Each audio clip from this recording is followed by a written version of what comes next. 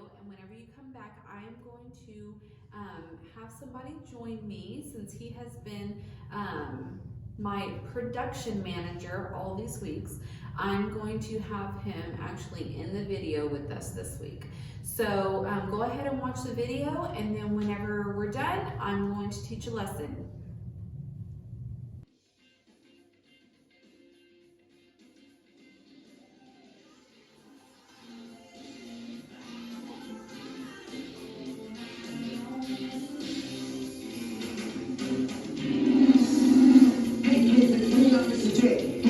Another lesson on life is a highway.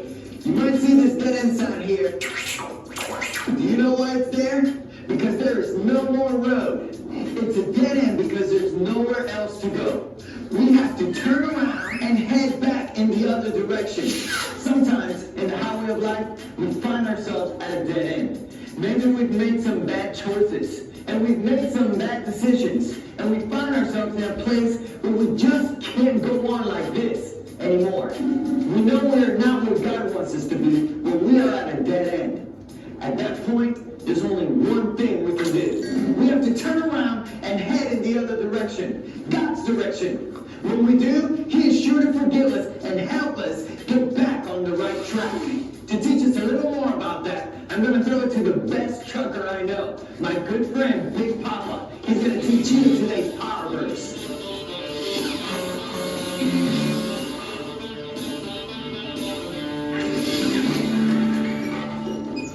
Shake my head and use me as a surfboard. How you doing, boys and girls? This is your old pal, Big Papa, here on the highway of life, teaching you the rules of the road with a big old payload of power verses for you right here. Today's power verse says, "Let the people turn from their wicked deeds." Isaiah 55:7. Juicy jalapenos, boys and girls. That's one smoking hot power verse. All right, now I need my boys to stand up. Come on, boys. Let's say it together with Big Papa on the count of 3. Ready? 1, 2, 3. Let the people turn from their wicked deeds. Isaiah 55:7. All right, boys, sit on down. Your stinky feet still out the place. Now, it's time for the girls to stand up. Come on, girls. Everybody on the count of 3. Ready? 1, 2, 3. Let the people turn from their wicked deeds. Isaiah 55:7. Good job, girls. Go on and have a seat. You know what, boys and girls? When you hit a dead end, you gotta turn your rig around and go straight back to God. And now that we know that, I need everybody to stand up. Boys and girls, yell loud and proud. Let them hear you in the hills. All right, everybody on the count of 3. 1, 2, 3. Let the people turn from their wicked deeds. Isaiah 55:7. Good job, boys and girls. Everybody have a seat. Well, it's time for me to hit the road. I want to give it back to my good buddy, Officer J. But remember, boys and girls, life is a highway. And this is Big Papa saying, "I'm rolling on out of here. See you later, everybody."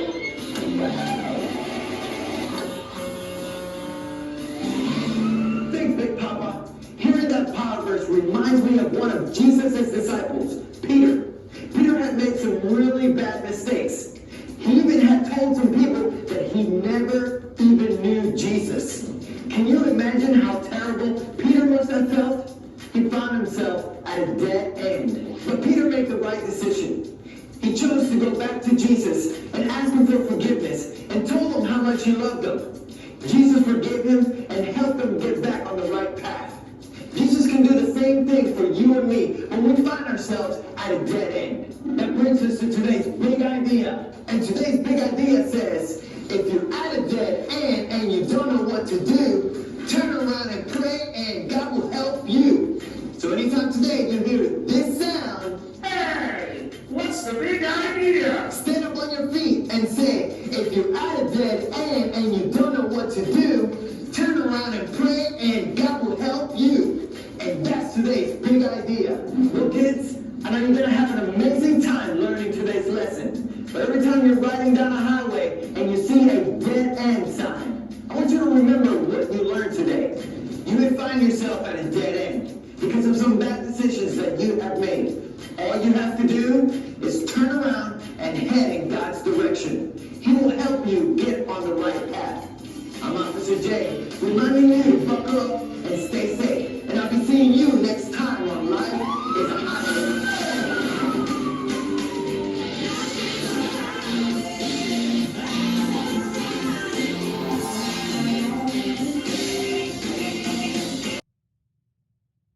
Okay, we are learning about the dead end sign.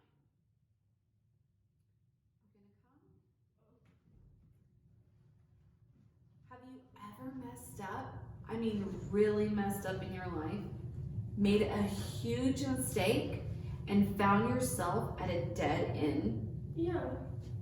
When you're driving and you find yourself at a dead end, it means that the road you are on is not going any further. It means that the path you have been on is done. It's over. It's kaput, right? What do you feel like when you have made a huge mistake and you are at a dead end? You know that when you thought you would get away with cheating on a test, but you got caught. When you thought no one would ever know that you watched that movie, but your parents found out. When you have made friends and hung out with the wrong people, or with the wrong kind of people, and they have led you into all kinds of trouble and sin, what do you feel like when something like that happens and you know that you have failed? Well, I know how I feel. Yeah, it makes you feel bad, right? I feel discouraged. Yeah. You know there's someone in the Bible that probably had some of those kind of feelings. It's Peter. Peter was one of Jesus' closest disciples. On the night Jesus was betrayed by Judas, he was arrested and taken to court. Peter was outside the court and was asked by several people if he knew Jesus. 3 different times Peter was asked, "Are you one of the disciples of Jesus? Don't you know him?" 3 different times Peter said, "No way, not me. I have never met the man." He even screamed and cursed when he was asked whether or not he knew Jesus. The same man who had spent 3 years of his life with Jesus watched him do miracles after miracles. He denied him even though he knew him. How did this happen? How could Peter find himself at such a dead end? How could he have spent all this time with Jesus and then find himself totally denying that he even knew Jesus? Did that just happen? No. Or was there a pattern that got him to that point? Can we learn anything about dead ends by looking at the days leading up to Peter's denial? Let's back the story up and see what we can learn. Okay. Early that night, Peter had been sitting around the table at the Last Supper with Jesus and the other disciples. Jesus told all the disciples that this very night, they would all fall away from him. Peter speaks up and says, "Not me, Lord. All of the other disciples may fall away from you, but I never will." At that moment, Jesus says to Peter, "This very night, before the rooster crows, you will deny me 3 times. Peter responds, "No, Lord. Even if I have to die with you, I will never deny you." Peter makes a very bad mistake that many of us make. It's the mistake that often leads us to a dead end in life. What's the mistake? Lying? It's having the thought that it would never happen to me, and that's pride. Peter had the thought that it will never happen to me. I will never deny you, Jesus. It's the same attitude that many times we have. It will never happen to me. I will never smoke cigarettes. It will never happen to me. I will never steal something from a store. We get in our minds that we could never do something like that. It's usually then that we let our guard down, thinking we would never do something like that. Then we find ourselves falling into that trap and doing the very thing that we never do. What's it called when we think it will never happen to me? It's called pride. The Bible says to watch out because pride comes before a fall. When you think you are too good to ever fall into one of the devil's traps, watch out. It's then that you are a prime target for him to set a trap. We have to know that anything could happen to us. So we have to always be on the lookout for the devil's traps and not let him catch us, not paying attention because we were full of pride. But Miss Layla, I thought pride was a good thing. It's good to be proud of yourself, but we don't need to be prideful where it's all about us. That's what this is kind of saying, or like it would never happen to us. Well, Peter had another step in the process that led him to the dead end. Not only did he think it will never happen to me and let pride in, but later in the Garden of Gethsemane, Jesus asked the disciples to pray. He left the disciples alone for a while and went off to pray on his own. When he came back, the disciples, including Peter, were asleep. He told them to watch and pray, and instead they fell asleep. What mistake was being made here? I don't want to. It's disobedience, right?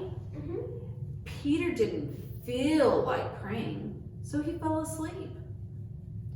He was so sure of himself and thought he would never fall away from God that he thought he didn't need to pray.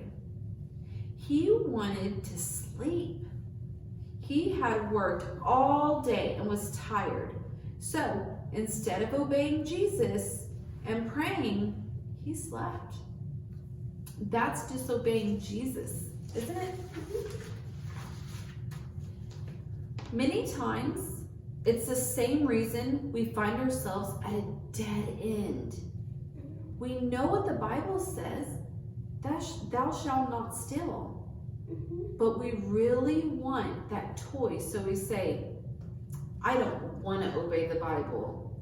And we disobey and we steal anyways.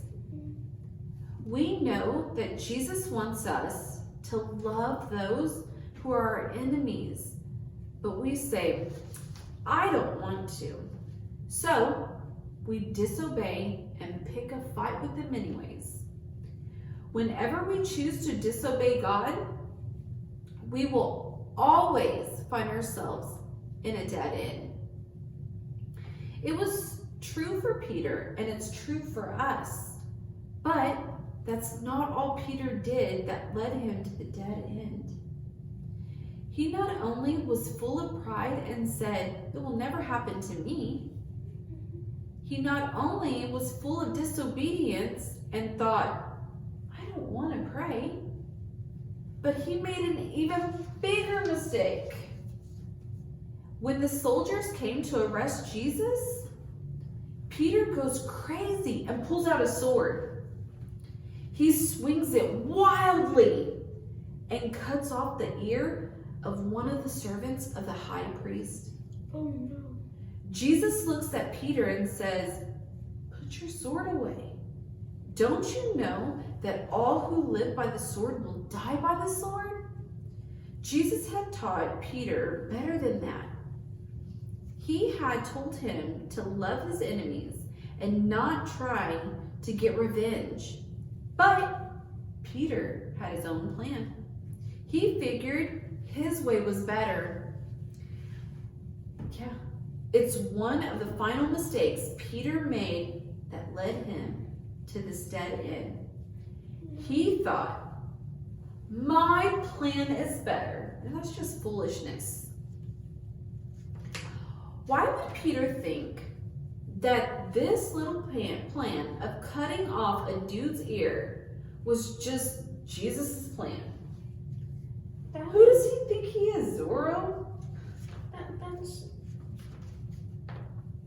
It's crazy. Instead of following the way Jesus had taught him, Peter follows his own plan and tries to defeat the whole army by himself. What does he accomplish? He whacks off a dude's ear. Whoopee. Peter's plan was about as good as a plan without God. It's foolishness. Let's say you have never been to the mall before. I know the way to the mall. I give you instructions. I even write them down for a book for you, or in a book for you. But halfway there, you decide, I'd rather find my own way to the mall. I know I've never been there before, but I think I could figure it out. He doesn't know what he's talking about. I'm going to ignore his directions and go my own way. Would it be any surprise when that didn't work out? Of course not. If he didn't follow my directions, then he's going to get lost at the mall, right? When you choose your own path, you wind up at a dead end.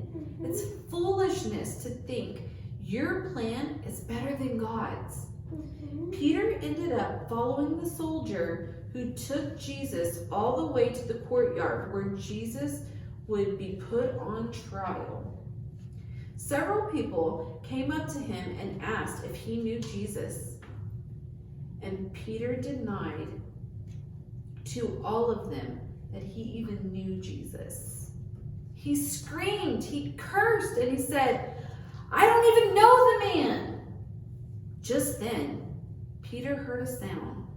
Suddenly, he remembered what Jesus had said earlier that night. This very night, before the rooster crows, you will have denied me 3 times. Peter realized that at that moment, he had hit a dead end. He had messed up so bad, he felt worthless. He felt like there was no way he could go on like this. He had reached a dead end. So, what do you do when you find yourself at a dead end? Do you give up? No. Do you quit? No. Do you just lie down and cry? No. Sometimes I would want to, but Yeah. so what do you do? Well, you can do the same thing that Peter did. Realize you are dead end, you are at a dead end, and run to Jesus. It was just a few days after Jesus had been raised from the dead. The disciples had seen Jesus, they hadn't even seen Jesus alive yet. They were out fishing one morning, but hadn't caught a single fish. When Jesus appeared on the shore, he yelled to them, "Throw your net onto the other side." When they did, suddenly, their nets were filled with fish. Peter looked and suddenly realized who had yelled to them from the shore. It was Jesus, the same man he had denied just a few days earlier. It was really Jesus. How could Peter react? Would he be ashamed? Would he hide his face? No. Peter jumped out of the boat and swam to the shore and threw his arms around Jesus. He begged for forgiveness, and Jesus forgave him. Jesus told him that even though he had failed and hit a dead end, Jesus' plan for his life wasn't over. He turned his life around, and Peter became one of the most powerful apostles and leaders of the first church. How was he able to come back from the dead end? Because he realized it was a dead end and ran to Jesus. It's the same thing that you need to do today. If you realize that you have reached a dead end because of the way you have been living, it's time to realize it's a dead end and run to Jesus. So, today's code word is going to be run to Jesus. And thank you for joining me. Today's code word is going to be run for Jesus. So let's not go to these dead ends. Let's run to Jesus. Have a good day.